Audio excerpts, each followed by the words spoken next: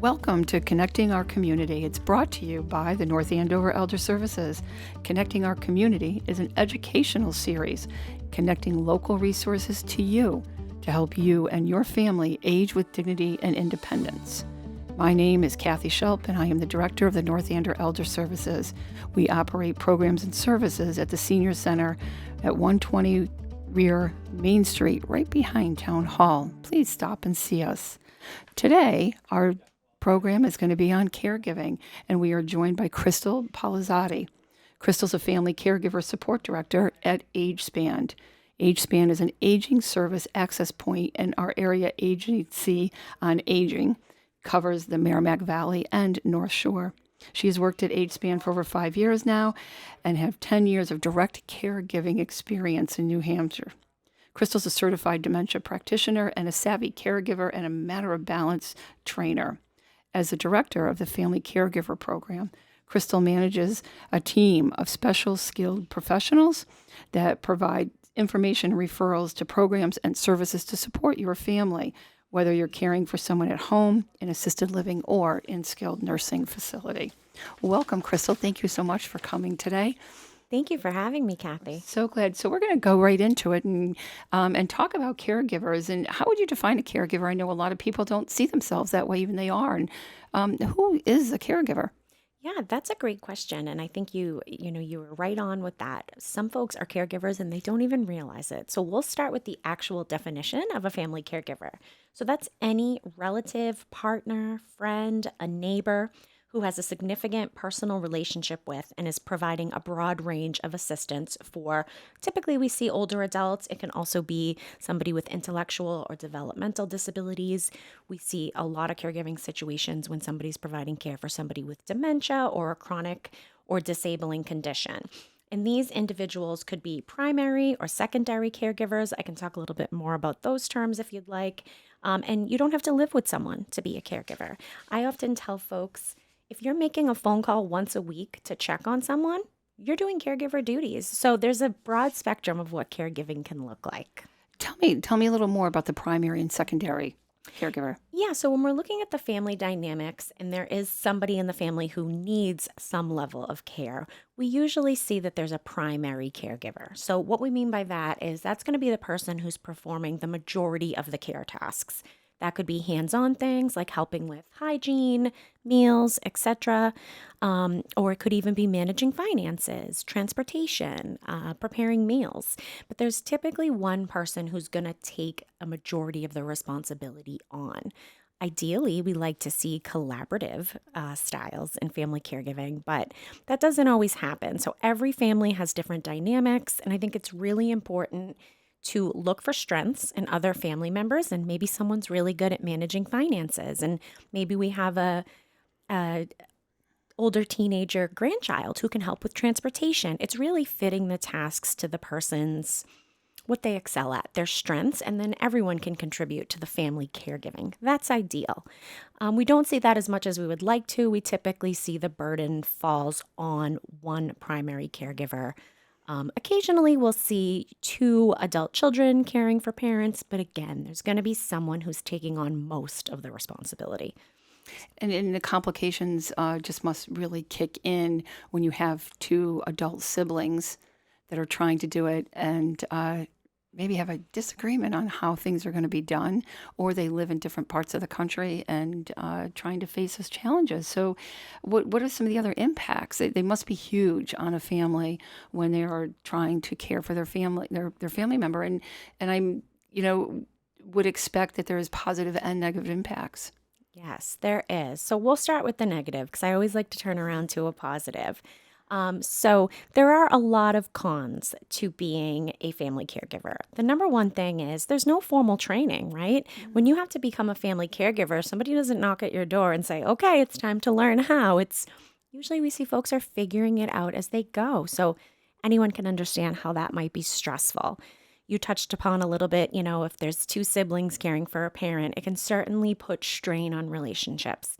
Maybe folks don't agree on how things should be getting done. Maybe someone's contributing more than the other. It can also impact the caregiver and the care recipient's relationship. I often see at our agency AgeSpan that when I'm talking to an older adult caring for a parent, they really struggle with making decisions for a parent because that's not something we usually do. We rely on our parents to be that strength and decision maker, and now it's a role reversal. We see it a lot for spouses too. Typically, if there's a husband caring for a wife, he wants to do the right thing. And when they can't tell you what they want or how they want things anymore, it's hard to know if you're doing things right. So it really puts that strain on the caregiver, which then strains the relationship. Financial burden is a huge one. Particularly if the care recipient can no longer work or, has a steady income or is relying on a very minimum income. That puts a huge strain on spouse caregivers, children caregivers, because they now have to step up and help with, the life. Life costs money, right? So the financial burden is a real big one. And then, of course, stress and burnout.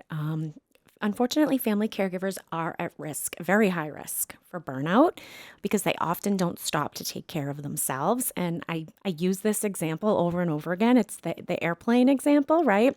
What do they always tell you in case of an emergency? Put your mask on before you help someone else. And Right. I like to remind family caregivers of that because I don't think that they realize the importance of something like self-care and that it's okay to take a break. The guilt really creeps up on them. So those are certainly some of the negatives to Do you being a see family do you see caregiver. a generational I don't know, divide, a generational between self-care? I think that there is a generation that has been really raised on self-care, and then there's a generation that never even considered self-care.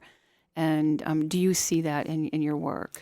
Yes, I do. That's one of the questions when I'm performing an assessment on a caregiver. It's like, what do you do for yourself? And some of them are great. They say, oh my goodness, I meditate every morning. I go for a walk. I go to my yoga class. And then others are like, something for myself. What's that? And when I let them know that we have programs and services at AgeSpan that can help them get that break, their brain often immediately goes to like, oh, great, because I have a doctor's appointment coming up. So I do Yeah. need that respite care. And that would be wonderful. And I remind them, like, you don't have to just use it for appointments. It can be to just take a break and step away and recharge your batteries. So I do find that a lot of caregivers need that constant message of you need to take care of You need to go yourself do too. it. You Yeah. matter too. Yeah, and I'm sure there's guilt. I've not been a caregiver. I do watch my son and his wife are a caregiver to we have a medically challenged granddaughter, and they are caregivers, and I do watch them, and they're not always good about asking for help. And one of the things that they'll say, sometimes we just can't. We're so deep into it when we realize we need help, like they are trying to find a rhythm, but they can't always find that rhythm, and so I imagine that's pretty typical. It is very typical. And I love that you mentioned, asking for help because that's Yeah. another thing that I really encourage caregivers to do. Be assertive, speak up and ask for help. And I think oftentimes caregivers realize how big the burden can be when you're providing care for someone that they don't want to involve anybody else. But oftentimes folks are just waiting for you to say, I really need help next week with getting mom to the doctor's appointment. And then somebody feels, like that's almost like a compliment. Wow, you're reaching out for help. I would love to help. So sometimes it's just speaking up, which isn't always easy. Yeah, I would get giddy when they would ask me if I'd stop and get her medication. To go, of Right? course I will. Yeah, you're of course. helping. What else do you want me to do? Oh, yes. Anything. So, what are some of the positive impacts that you see?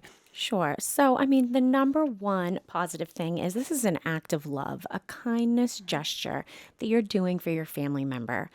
I think, when you're going to invite somebody in that you don't know to help with the caregiving, which is wonderful if you can do it, but it's a little out of your control. So when you're providing the care yourself, you're in control. It's to the level of your liking. You can see what's happening and you can know that your person is okay. So it's really that reassurance and that act of love that is the most rewarding. And I think that's something that goes unnoticed. But again, you have to remind caregivers that this is a big job that they're doing. And we thank you. You're helping the quality of life of your loved one, by being there, supporting them. And that's a wonderful thing. We often see with children who are caregivers to their aging parents, adult children, it's almost a way to pay back, right? Because as children, our parents are there as our nurturers, our providers, and we don't really give much thanks as children. So it is a nice way to pay back the parent for the care they provided for you. But again, that's role reversals. So you have to Yeah. just coach the caregivers through that so they can realize that. So yeah, it's really just those feelings, those moments when you make them smile, having a laugh with them. Those are the See that pros, the little again. things. Do you see the challenges of, where you draw the line and in any of your trainings that you do, say an adult child that's caring for an aging parent, when the parent will stop making their own decisions because we really want them to be, self-determined and to be able to still control their lives. And we don't want to take that control away, but there is a point, some time that we have to. And what does your training help them to make that decision? How do you do that? Yeah, we have a lot of wonderful decision-making models and goal-setting activities that we do throughout educational trainings that we offer through AgeSpan, that does just that. It helps build the confidence and allows them to say, okay, this might not feel like it used to feel, but somebody needs to make the decision and I want to make sure it's the right one. So we have a lot of different ways, whether it's as simple as a pros and cons list, we have options, outcomes, values, and likelihoods. Some people like that. You kind of write it all out, talk yourself through it. You can use it for any decision, really. And caregivers really respond to that. I'm always hesitant to introduce these in-depth ways of thinking and breaking it down because it just feels overwhelming and they already have enough on their plate, but caregivers just love it. And we also encourage them to set goals, right? Have plans, backup plans. You never know in case of emergency. Get all the legal stuff figured out while the person is still cognitively or able, if they can, to participate. We really make them think about the future probably earlier than anybody would. And I like to tell caregivers this isn't to scare you because I know it can be scary to think about what in 5 years the situation might look like. But then you won't be going in head first. You have a plan in place. So it's all about that plan. And then it's about having a plan B just in case it doesn't go the way You think it's going to go? Yeah, we always need that plan B, don't we? And I do think it goes back to that act of love that you're really protecting your parent by getting some of these decisions made while they can participate in that decision making, especially again if there's a dementia or Alzheimer's or a cognitive issue that's going on. So Absolutely. it is definitely in their best interest. What's the emotional toll it takes on a family caregiver? Yeah, emotional toll is the big one. And that's another one that's not talked about enough. And caregivers really don't recognize it. So when we are enrolling somebody in our family caregiver support program at AgeSpan, we ask a lot of questions about how they are feeling. And sometimes caregivers are a little taken back by that because they're so used to speaking about their care recipient, answering questions about the care recipient. And I have to almost say, let's take a pause for a minute. This is about you. I'm checking in on you because we know the emotional toll that this is taking on you. And about 16% of family caregivers will report that they feel emotionally strained. And then about another 25% will say, they don't say they're emotionally strained, but they say it's definitely hard to manage. And then frustration is another huge one. We'll see about 15%. They've tried everything, they've called everyone, and things just aren't working. And that emotionally is really, really weighs a lot on a caregiver. Again, the importance of self-care. So they have those moments to check in with themselves. And, not everything's going to be perfect. I encourage them to take a strategic look at everything they do, which again isn't something you normally do with a family member. But look at it strategically, be willing to experiment. If it doesn't work, try it again a little different the next day and see how that Yeah, gets be you. willing to fail. To fail at Yes. it, failure is not the end. Right. It's a starting point to get it, to do it better. Exactly. And to move forward. And what about during the pandemic? Was an incredibly stressful time under normal circumstances. And now you had adult children that were taking care of their aging parent, and their kids were home schooling as well. Yeah. So what's jumping out to me from hearing you say that is these sandwich generation caregivers, right? So what I mean by that is the caregiver who has aging parents that may need some support, and then they're raising children at the same time. Now at a pandemic, you're working from home, you're stuck in the house, life is on pause, but yet mom and the children still have needs, and you also have to work on the computer from 9 to 5. So it's been tough, to put it, that's the only way to put it. We already know family caregivers are isolated, right? Because they're so busy, they're doing so much that they're no longer seeking out their own needs, their own leisure activities with friends. They're letting appointments go. So during the pandemic, they were more socially isolated than ever. I mean, thank goodness for Zoom. I know we're all Yeah, no zoomed kidding. out now, but thank goodness. But those first few months where life just wasn't happening at all, it was tough. So, we went back to traditional phone calls and check-ins like that. And then you had different levels of fear in people, right? Some people didn't want anybody to come in the home. Maybe they were used to having like Yeah. a home health aide come in a couple times a week. And now it was like, no, no, no, no, no. I don't want anyone in the home. So now all that again that burden falls back on the caregiver. And then we had some family dynamics where maybe the primary caregiver was like, I need the help. Somebody has to come in. But her brother, who barely helps with the care, is commenting that nobody should be in the house. So now, again, you're seeing more dynamics like that, making these decisions even harder to make. And then on top of it, the worker shortage, right? People were scared. We were scared. We didn't know what to expect. And we saw a big decline in the availability of in-home services, respite services, those services that caregivers truly, truly need. Are we seeing that trend to go back, getting back to normal yet? Not quite yet, Yeah. but we're hopeful that it will be. It's getting better and better It's each moving day. up. It's moving up. right. That's we just want to see the trend going in a positive way. Exactly. Yeah, change doesn't come overnight for sure. It does not. No. And all right, so we understand, the challenges and the rewards of doing the family caregiver. Do they normally reach out for help? There's some do. Some certainly do. But most folks that are referred to our family caregiver program, so that is our family caregiver support program. It's at AgeSpan that Kathy mentioned earlier. We're right up the street from Kathy's senior center, so we're neighbors. And we're really there just to help the caregivers navigate it all.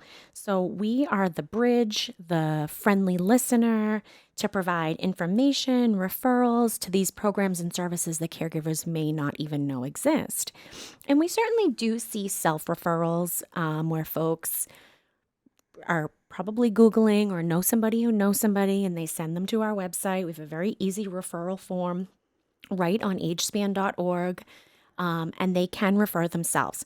But most of our referrals are coming from our home care staff who are going in the home and are offering some type of service to the care recipient. And then they see a caregiver in the home or hear from a family caregiver, and they can tell there's some stress, there's some burden. So we get a lot of internal referrals from home care right over to our program, which is so easy. We're all in the same place. We also see a lot of referrals from folks who work at hospitals, doctors' offices, social workers. They know what they're looking for. When they see a stressed caregiver, they know to come to us at AgeSpan. And our program is, it's the bridge to connecting caregivers to all the resources in the community. Caregivers don't have a lot of time. So we make it a little easier for them to navigate and find these services. And you are one of our number one referrals when people do call us for multiple reasons. And so they can reach out to you. They can reach out online. And is there a phone number that they can call AgeSpan directly? There is a phone number directly that they can call AgeSpan. We have an 800 number. So it's 800-892-0890. You can do that, or you can jump right on our website, agespan.org, AGESPAN.org. We have a lot of resources. If you're looking for caregiver, you can go right to the menu, and caregiver support will pop up, and there's a simple referral form. You can refer yourself, you can refer someone you know, or somebody else can put the referral in, and then you can expect to hear from one of our trained staff within 2 to 3 business days. It's a pretty quick turnaround. And then again, this is all no cost. It's an assessment. The The staff in our caregiver department are wonderful. They have not only professional but personal experience when it comes to caregiving. So you're in good hands. And there's also a lot of educational resources right on your website that are support information that you can access on your own. And tell us a little bit about Savvy Caregivers, because in the North Andover Senior Center, we're going to be running the program with AgeSpan is going to come in and do it for us. And it's an 8-week program. And tell us a little bit about Savvy Caregivers. Yeah, so 6-week program. Oh, 6 weeks, thank you. Yep, but we do have some 8 weeks, so they're easy to confuse. Yeah. That's one of our educational evidence-based programs. It is a wonderful program. I like to say Savvy Caregiver is the best of both worlds. It's as if an educational training and a support group got married. They're going to get Nice. they get a little bit of both. We're going to always have that check-in at the beginning of the session. Like Kathy said, it runs for 6 sessions, 2 hours each week, same place, same time. We also offer it remotely.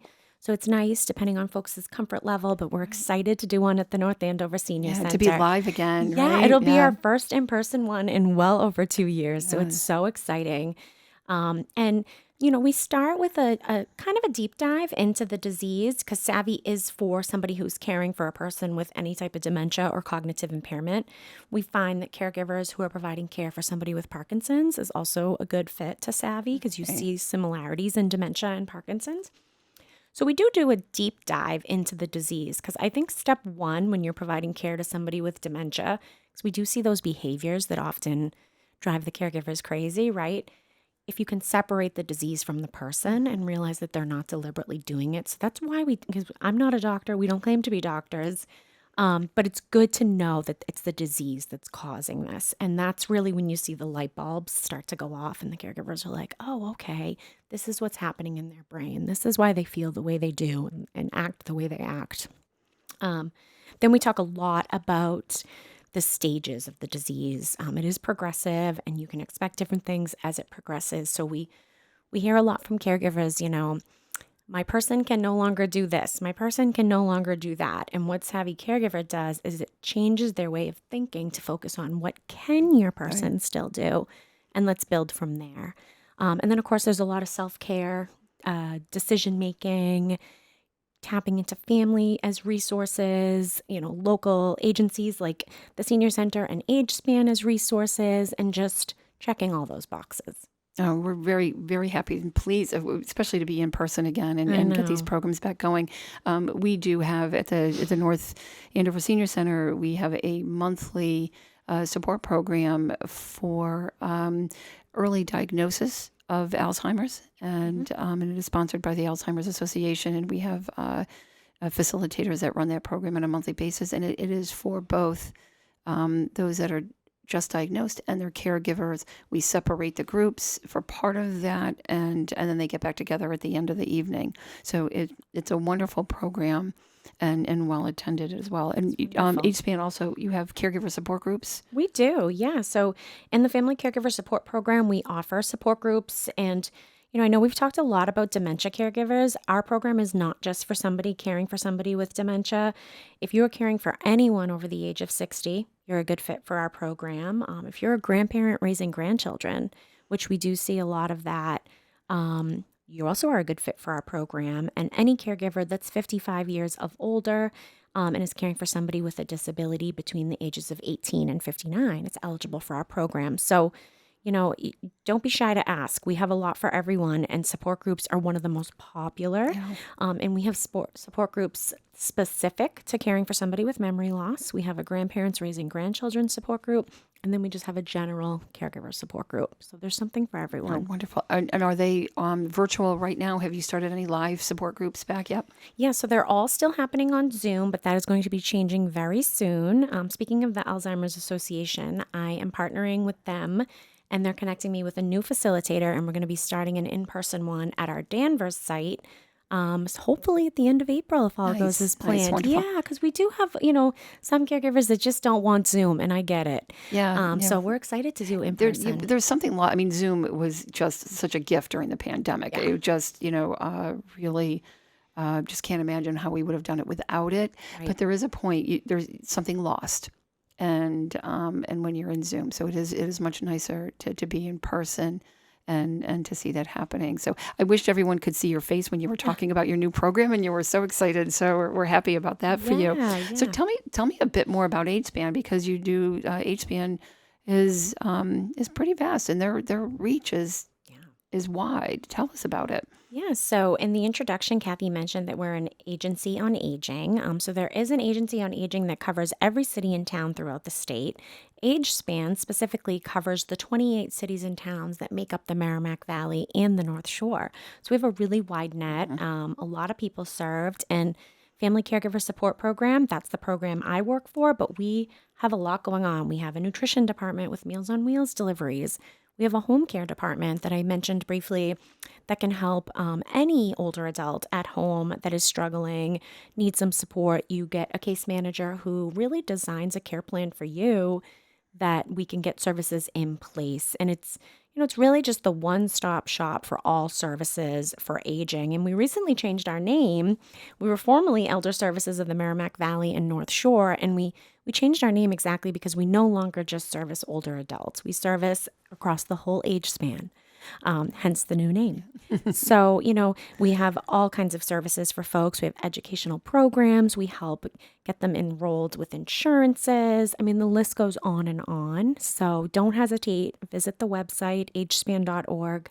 I guarantee there's a service that can help someone you know or you yourself. Yeah, you are, again, you're one of our number ones. And, in a senior center, we're a referral agency. And so people call in and have challenges. And some things we can help them with directly, but a lot of things like that in-home care, that's not something we can do.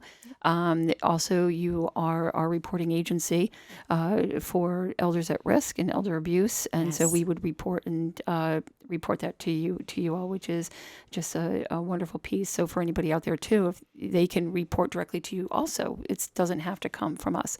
Anyone can call. You're right. And how could I forget protective services? Yeah. Yep. So if you know of an older adult that is at risk of financial exploitation, any type of abuse, neglect, please, yes, we have an emergency hotline you can find right on our website where you can report any of that. And which includes self-neglect as well. Exactly. Yeah. Yep. Which often we don't think about. And We don't. and self-neglect is right there. Yes. With that, which is always a challenge, because people have a choice to live how they want to live, and I'm sure for your investigators and your social workers that go in there, sometimes it's hard to walk away. It is hard, but we want folks to stay in their home for as long as they can, and that's really the underlying mission of AgeSpan. We want the quality of life to be there, and we know that if folks can age in place at home, that's when the quality of life really stays. So that's the goal. Yeah, that's wonderful. Well, Crystal, thank you so much for being here today. We really appreciate it. And if any of you have any questions, you can certainly reach out to the North Andover Senior Center or call AgeSpan directly, and we will get you that information. We want our caregivers, our family caregivers, to take care of themselves and take care of their family member. And we're all here to help, and want everyone to know that and to remember that. So thank you for joining us today. And be sure to look out for our next program. Our next program on connecting our community is called Medicare 101. And we're going to start to look into Medicare and why it's so complicated and hard to make a choice. So, but again, this is brought to you by the North Andover Elder Services. We are connecting our community through service, experience, and advocacy. Have a wonderful day and give us a call. Thank you, Crystal. Thanks, Kathy.